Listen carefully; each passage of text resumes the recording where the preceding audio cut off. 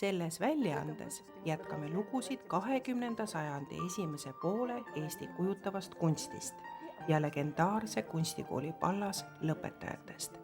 Seekord tuleb juttu geniaalsest kunstnikust graafikust, kelle annet ei hinnata mitte ainult Eestis, vaid ka kaugel väljaspool selle piire, kelle näitusi on suure eduga eksponeeritud kunstniku eluajal ja sugugi mitte väiksem eduga meie päevil.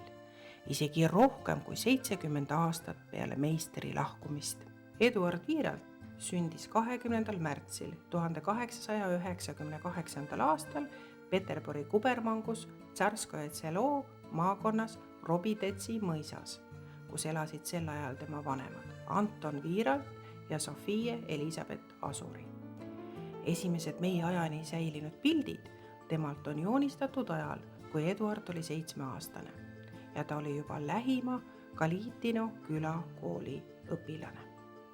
1909. aastal sai isa mõisavalitsejaks Järvamaal Varangu mõisas ning oma õpinguid jätkasid Eduard ning tema 2 nooremat venda, Oskar ja August, juba Koeru koolis ning õdede Kalpuste Saksa erakoolis. Sel ajal süvenes üha Eduardi armastus joonistamise ja erinevate vormide loomise vastu ja juba 1915. aastal saab temast Revali kunstitööstuskooli õpilane. Seal omandab ta esmakordselt linoollõike, puugravüüri ja Offordi tehnikavõtete alused. Sel ajal mõjutab teda oluliselt Nikolai Triik. Köidavad modernismi ja rahvusliku romantismi ideed. Ta hakkab juba siis plakatite ja postkaartide tellimusi saama, illustreerib ajalehtede ja üliõpilaste almanahhi noorusartikleid.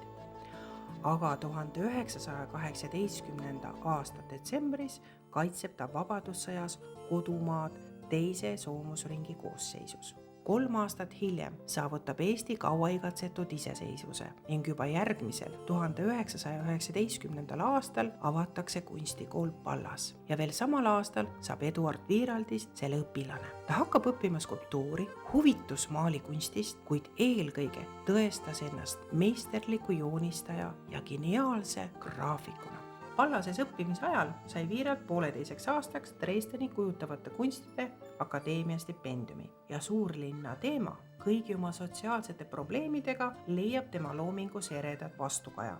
1924. aasta kevadel esitleb Eduard Wiiralt Pallase esimeste lõpetajate hulgas 3 skulptuuri, 41 gravüüri ja 70 joonistust. Peale seda jääb ta mõneks ajaks samasse kooli graafikaõpetajaks ja täidab ka tellimusi.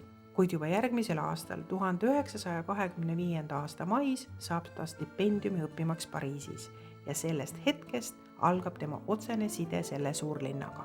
Ta külastab seal Grand Chaumier akadeemia loenguid, käib näitustel, tutvub kunstnikega kogu Euroopast ning juba 2 aastat hiljem on tema esimene isikunäitus Jan Slivinski galeriis. Wiiralt otsustab Pariisi jääda, kuna alustab koostööd ajakirja kirjastusega. Paljud on kritiseerinud Wiiraltit selle eest, et ta jäänud kodumaale, ehkki sai inspiratsiooni Eesti tegelikkusest. Kuid peale esimest isikunäitust 1936. aastal Tallinnas ja Tartus kurjad keeled vaikisid, kuna ande suurus ja tööde kvaliteet olid tõesti vaimustavad. Ning kui enne seda oli Eesti vaatajaskond kadedalt jälginud kaasmaalase edu välismaal, siis peale näitust tunti uhkust ja rõõmustati saadud tunnustuse ja autasude üle. 1. septembril 1939. aastal lahvatas Teine maailmasõda. Eduard Wiiralt naases Eestisse.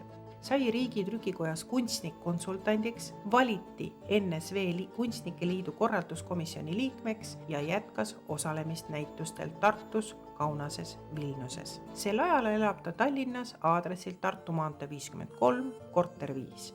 Maja pole meie ajani säilinud. 1944. aasta suvel ja sügisel põgenes Punaarmee ja Nõukogude terrori eest Eestist läände enam kui 80 000 inimest.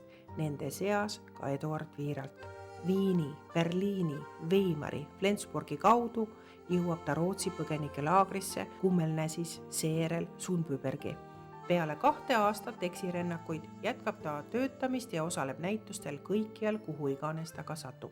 Sel ajal tutvub ta Nina Boomiga, oma sõjajärgsete tööde suurima kollektsionääriga. Ja siiski naaseb ta 1946. aasta sügisel Pariisi, kus veedab oma ülejäänud elupäevad ja sinna Père Lachaise kalmistule ta 12.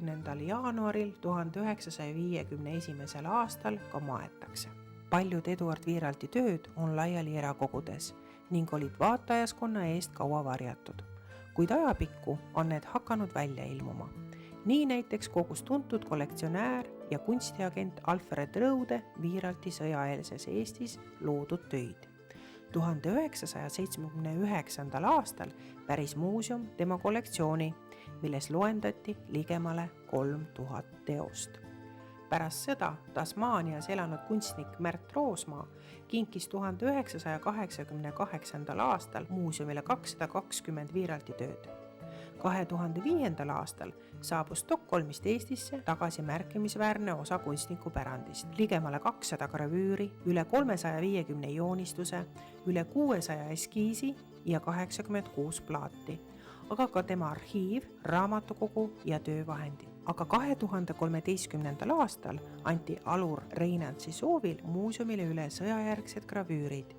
Nii on praeguseks Eesti Kunstimuuseumis hoiul ligemale 5000 väljapaistva Eesti kunstnik-graafiku Eduard Wiiralti tööd.